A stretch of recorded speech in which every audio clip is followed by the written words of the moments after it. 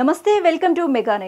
మానవాళికి వస్త్రాన్ని అందించి నాగరికతను నేర్పిన చేనేత రంగం కష్టాలు కన్నీళ్ల కలబోత అయ్యింది. దేశంలో వ్యవసాయ రంగం తర్వాత రెండో స్థానాన్ని ఆక్రమించిన చేనేత రంగంలో కనీస వేతనాలు లేవు. ఈ రంగంలో కాలానుగుణంగా మార్పులు వస్తున్నా కార్మికుల ఆకలి తీరటం లేదు.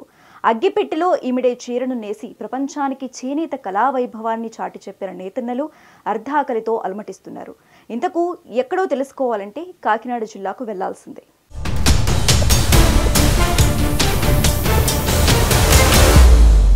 అతివల అందాన్ని రెట్టింపు చేస్తూ మహిళలు ఎంతగానో ఇష్టపడే చేనేత పరిశ్రమ కష్టాల్లో కూరుకుపోతుంది. పెళ్లిళ్ళు, పుట్టినరోజుల్లో చేనేత వస్త్రాల ద్వారా అందరికీ ఆనందాన్నిచ్చే చేనేత వృత్తికారులు అర్ధాకలితో అలమటిస్తున్నారు. ముడి సరుకు ధర ఆకాశాన్ని అంటడం వీరి కష్టంపై దెబ్బ కొట్టింది. ఈవేళ చేనేత పరిశ్రమ జామ్దాని పుట్టి 35 సంవత్సరాలు అయిందండి. ఈ 35 సంవత్సరాల నుంచి ఈనాడు పరిస్థితికి వస్తే జామ్దాని పరిస్థితి, నేతగాడి పరిస్థితి అట్టడుక్కుపోయిందండి. ఈవేళ మాస్టర్ వ్యవస్థతో ఈ చేనేత కార్మికులు అందరూ ముడిపడి ఉన్నారండి. వాళ్ళ అప్పుల్లో కూరుకుపోయి ఆ మాస్టర్ వ్యవస్థ దగ్గర ఈవేళ పడుగు లేక, మాస్టర్ వ్యవస్థ పడుగు ఇవ్వక, సాగలేవక నిత్యం బాధపడుతున్నారండి. ఆ పడుగిచ్చిన పరిస్థితుల్లో అయితే అన్ని రేట్లు ఈవేళ సాగ 8 చీరల సాగ 28,000 రూపాయలు అయ్యాయి, 30,000 రూపాయలు అయిపోయింది. ఇవాళ మేము ఏమిటి నేయించాం, పరిశ్రమ ఎలాగైపోయింది, పట్టు పరిశ్రమ పెరిగిపోయింది, మేము ఏమిటి నేయించాం అంటున్నారండి. ఇవాళ చేనేత పరిశ్రమ ఇంత అట్టడుకుపోవడానికి కారణం గత ప్రభుత్వంలోనే పద్ధతిగా ఉండేదండి. ప్రతి ఒక్కరు మాస్టర్ వ్యవస్థ పడుగిచ్చేవారండి, నేసుకునే వాళ్ళు. ఎంత కరోనా వచ్చినా ఈ లోపల వైఎస్ఆర్ గవర్నమెంట్లో 24,000 ఇచ్చేవారండి ప్రతి మగ్గానికి. ఈవేళ ఈ గవర్నమెంట్లో సంవత్సరం అవుతుంది కానీ చేనేత పరిశ్రమ, చేనేత కార్మికులను ఎవరూ పట్టించుకుంటా లేదండి. ఈవేళ ఈ మా నియోజకవర్గం పవన్ కళ్యాణ్ గారండి ఏనాడు చేనేత పరిశ్రమ గురించి అవగాహన విధానం కానీ, సొసైటీల ద్వారా పడుగులిప్పించడం కానీ, ఇంత బాధపడుతున్నాను ఈ విధంగా కూడా ఆయన అవగాహనలో తీసుకోలేదండి. మరి రాబోయే రోజుల్లో ఏం జరుగుతుందో తెలియదండి. ఈ వేళ చేనేత పరిశ్రమలో పని లేక కూలి పనులకు వెళ్ళిపోయి ఆ పట్టగూడు గురించి కూలి పనికి వెళ్ళిపోతున్నారండి. తాపి పనులకి అయితే, ఇంకో పనులకి అయితే ఈవేళ ఉపాధి హామీ పథకంలో కూడా ఈ చేనేత పరిశ్రమలు జాయిన్ చేసుకోమని అడుగుతున్నా కూడా జాయిన్ చేసుకుంటా లేదండి. అటువంటి పరిస్థితి ఏర్పడ్డదండి ఈవేళ చేనేత పరిశ్రమ. ఈ వేళ నిత్యావసర వస్తువులు అన్నీ పెరిగిపోయాయండి, ధరలు పెరిగిపోయాయి, ప్రతి ఒక్కటి పెరిగిపోయింది. ఆయిల్ పెరిగిపోయాయి, నిత్యావసరస్తులు పోయి అన్నీ పెరిగిపోయాయి.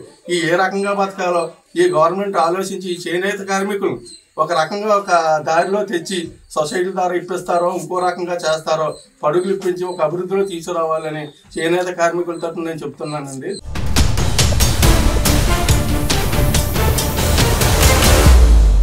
చేనేత వృత్తుల వారు మగ్గం ఉపయోగించి వీరు చీరలు, పంచెలు వంటివి నేస్తారు.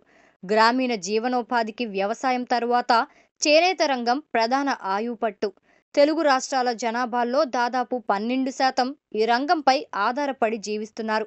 పాలకుల నిరాదరణకు గురవుతున్న చేనేత పరిశ్రమ ప్రస్తుతం తిరోగమనంలో పయనిస్తోంది. అటకెక్కుతున్న మగ్గాలే దీనికి నిదర్శనంగా మారాయి.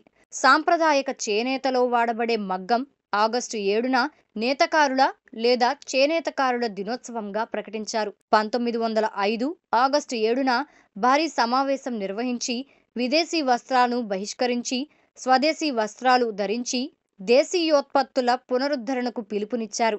అప్పటి స్వాతంత్ర ఉద్యమంలో కీలక పాత్ర పోషించిన చేనేత రంగానికి గుర్తింపునిస్తూ ఆగస్టు 7ను భారత జాతీయ చేనేత దినోత్సవంగా ప్రకటించారు. గత 10 సంవత్సరాలుగా ఇదే బిజినెస్లో ఉన్నాను. ప్రజెంట్ వచ్చేసరికి బిజినెస్ అయితే చాలా డల్గా జరుగుతుందండి. అంటే రీజను కస్టమర్స్ రాకపోవడం, లేకపోతే మగ్గాలు తగ్గిపోవడం, పట్టు రేట్లు పెరగడం, చాలా రీజన్స్ ఉన్నాయండి. ఇది ఒక రీజన్ అని చెప్పలేను. నేసే వాళ్ళ దగ్గర నుంచి అమ్మే వాళ్ళ వరకు చాలా వరకు అందరూ ప్రాబ్లమ్స్ అయితే ఫేస్ చేస్తున్నారండి. ప్రజెంట్ వచ్చేసరికి అయితే మనకి పట్టు రేట్ అయితే చాలా ఎక్కువ పెరిగిపోయిందండి. గవర్నమెంట్ దీన్ని ఒక దృష్టి తీసుకొచ్చి మాకు ఏమైనా రేట్స్ తగ్గించి కొంచెం సబ్సిడీ ఏమైనా ఇచ్చి కొంచెం మనకి చేనేత మీద ప్రోత్సాహం ఇస్తే కొంచెం బాగుంటుందని మేము అనుకుంటున్నాము. పట్టు రేటు పెరగడం వల్ల మనకు ప్రజెంట్ నేయించే వాళ్ళు కూడా మెటీరియల్ ఇవ్వలేకపోతున్నారు. రెండోది వచ్చేసరికి నేసే వాళ్ళకి సరైన గిట్టుబాటు ధర కూడా ఉండట్లేదండి. అమ్మే వాళ్ళకి వస్తే సరైన లాభాలు కూడా ఉండట్లేదండి. పెట్టిన 10 చీరలోకి 8 చీరలు వెళ్ళి 2 చీరలు వెళ్ళకపోయినా అది లాస్లోకి వచ్చేస్తుందండి. ప్రజెంట్ అదే ఫేస్ చేస్తున్నారండి. మనకు ప్రజెంట్ అయితే గవర్నమెంట్ వచ్చి ఆదుకుంటే మాత్రం చాలా బాగుంటుందండి. మనకి మన ఇక్కడ పవన్ కళ్యాణ్ గారు మనకి ఎమ్మెల్యేగా ఉన్నారండి. ఆయన కొంచెం దీని మీద కొంచెం ఎక్కువ దృష్టి పెడతారని అనుకుంటున్నాను. ఆయన్ని ఆ విధంగానే గెలిపించుకున్నాం మేము. చేనేత వ్యవస్థను అయితే ఆయన చూసుకుంటారని మాట ఇచ్చారండి మనకి. చాలా వరకు అయితే ఇక్కడ పనులు అయితే చేస్తున్నారు. ఇప్పుడు కూడా చాలా వరకు కంప్లీట్ చేశారండి. మేము కూడా ప్రజెంట్ అదే నమ్మకం మీద ఉన్నాం. ఆయన వచ్చాక కూడా చాలామంది కస్టమర్స్ కేవలం ఆయన చెప్పారని మాట మీద మేము వచ్చి తీసుకుంటున్నామని కూడా చెప్పిన వాళ్ళు నాకు చాలామంది ఉన్నారండి. ఆయన ఉప్పర్ చీర గురించి ప్రత్యేకంగా చెప్పడం వల్ల మేము ఇక్కడికి వచ్చి తీసుకున్నాం అని చెప్పేసి మాకు ఆ వరకు కూడా చాలా వరకు బిజినెస్ జరిగిందండి. ఆయన జస్ట్ ఒక చిన్న మాట వల్ల ఇంత బిజినెస్ జరిగితే ఇంకొంచెం ఎక్కువ సహాయం చేస్తే మాత్రం మళ్ళీ మా చేనేత పెంచుకుంటుందండి.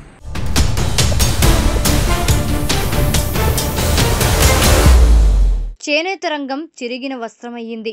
చేనేత మగ్గాలు మరణశయ్యపై ఉన్నాయి. 60 ఏళ్లు పైబడిన వాళ్లే చేనేత మగ్గాలను నడిపిస్తున్నారు.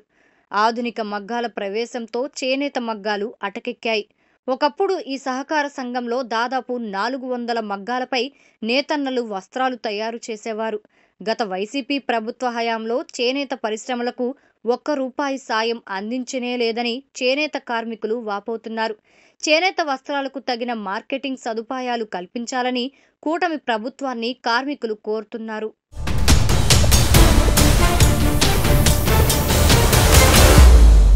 ముడిసరుకు ధరలు పెరుగుదల, కాటన్, నూలు, సిల్కు, జనప ధరలు పెరగడం, ఎరువులు, పురుగుమందులు, రసాయనాల ధరలు పెరగడం వల్ల కాటన్ ధరలు కూడా పెరిగాయి. మౌలిక సదుపాయాల కల్పన, పెట్టుబడులు లేకపోవడం, ఎన్నో ప్రాంతాల్లో పరిశ్రమ కనీసావసరాలైన స్థలం, నీళ్లు, విద్యుత్తు కూడా అందుబాటులో లేవంటున్నారు చేనేత కార్మికులు. బట్టల మిల్లులు, ఫ్యాక్టరీలు, పవర్ రూముల నుంచి చేనేత పరిశ్రమ అన్యాయమైన పోటీ ఎదుర్కొంటోంది. చేనేత డిజైన్లు, నకలు కాపీ చేసి పవర్ రూములు అవే చేనేత అని చెప్పుకొని చలామణి అయిపోతున్నాయి. మేము నేతలు లేక ఎన్నాళ్ళు బట్టి ఇబ్బంది పడుతున్నామండి. 5 సంవత్సరాలు బట్టి ఇబ్బంది పడుతున్నాము. మా పిల్లలు చదివించుకోవాలంటే మాకు ఎలాగా అవుతుందండి? మేము ఎన్నో ఇబ్బందులు పడుతున్నామండి. మేము ఒక పూట లేక కూడా చాలా బాధపడుతున్నామండి. చూడండి మా వర్క్ కూడా ఎలా ఉన్నదో చూడండి. మేము ఎంత ఇదిగా ఉన్నామో తెలుసండి. మేము మా పద్ధతులు కూడా మీకు తెలుసా లేదా తెలియదు. మీరే చెప్పాలండి. మా పరిస్థితి మీరు అర్థం చేసుకుని మీరే చెప్పాలి. మేము ఎలా ఉంటున్నామో తెలుసా? మేము 5 సంవత్సరాలు బట్టి ఇదే ఇబ్బందిగా పడుతున్నామండి. మేము మా బాధ ఎవరు అర్థం చేసుకుంటున్నారండి? ఎవరు అర్థం చేసుకుంటున్నారు? అందరూ కూడా ఇలాగే ఉంటున్నారండి. పనులు లేక పొరుగురు బయటకు కూడా వెళ్ళిపోతున్నారండి. బయటకు కూడా వెళ్ళిపోతున్నారు. పిల్లలతో మెల్లమెల్లడితో మాడిపోతున్నారు. స్పీచ్లు ఇచ్చి కట్టించుకోలేక పరిస్థితులు. వాళ్ళకి ఒక పూట ఉంటే ఒక పూట లేదు. ఎన్నో బాధలు పడుతున్నామండి. అలాగుందండి మా పరిస్థితి. అందుకు మా కోసం మరి మేము చాలా ఇబ్బంది పడుతున్నాం. మరి మా గురించి మరి మీరు ఏం చేయాలనుకున్నారో? నూనె రేట్లు పెరిగిపోయాయి. మేము మరి తండ్రి మరి మేము ఏమి కూడా మేము తెచ్చుకోలేని పరిస్థితి కూడా మరి అంచేత మీరే ఏం చేస్తారో మరి చేయాలని మేము చాలా ఆశపడుతున్నామండి. మరి అందుకు మా గురించి మీరు ఏం చేస్తారో తెలియదు. కానీ మేము 5 సంవత్సరాలు బట్టి మాకు ఇదే పరిస్థితి. మేము ఎవరికి చెప్పుకోవడానికి లేదు. చెప్పుకున్నా మమ్మల్ని పట్టించుకున్న వాళ్ళు లేరు. అంచేత కనుక మాకు ఏం చేస్తారో చెయ్యాలి. అందుకు మరి మాకు నేత పని చేసుకోవడానికి మాకు సహాయం చేయాలండి.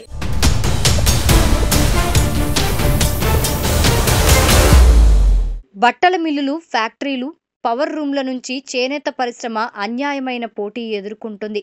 ఇది నూతన యుగం. రంగులు, డిజైన్లు క్షణక్షణం మారుతుంటాయి. కొత్త డిజైన్ల కొరత పరిశ్రమను దెబ్బతీస్తుంది. కొన్ని చోట్ల నకిలీ చీరలు తయారు చేసి అమ్మటం, నూలు ధరలు పెరగడం ఇవన్నీ కూడా చేనేత పరిశ్రమ ఎదుగుదలకు దెబ్బతీశాయని కొంతమంది చేనేత కార్మికులు వాపోతున్నారు.